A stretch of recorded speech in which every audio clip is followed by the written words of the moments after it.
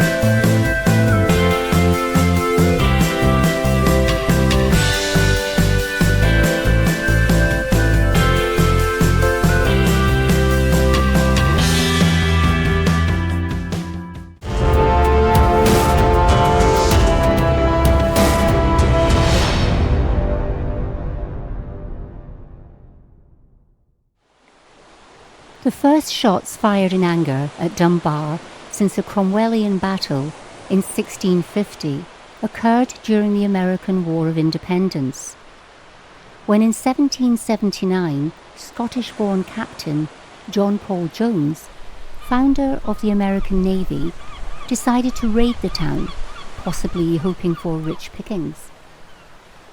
Thwarted in his attempts to attack Leith, he lay off Dunbar for 4 days, contemplating his next move.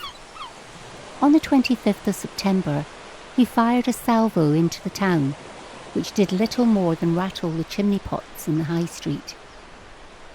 A battery of 4 guns, loaned to the local militia by the Fall Whale Fishing Company, retaliated without inflicting any damage on Jones' small flotilla, which then sailed away.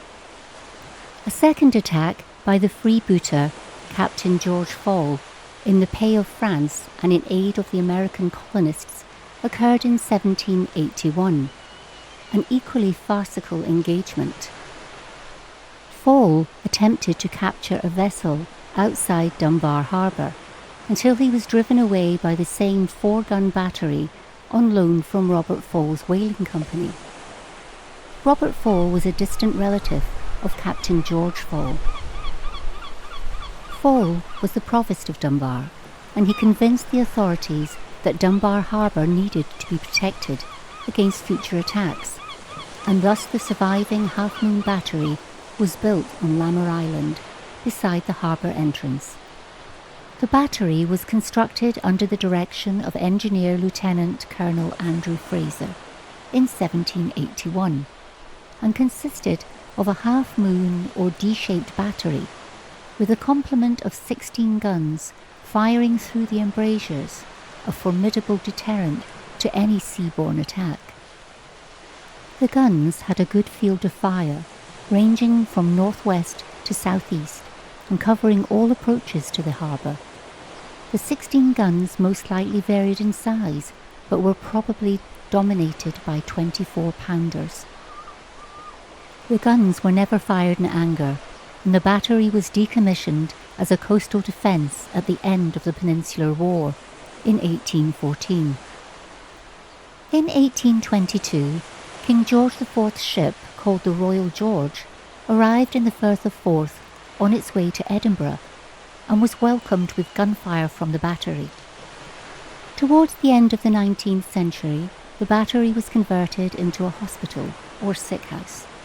It was initially used as a hospital for infectious diseases from 1874, but seemed to have become a more general sick house by 1906.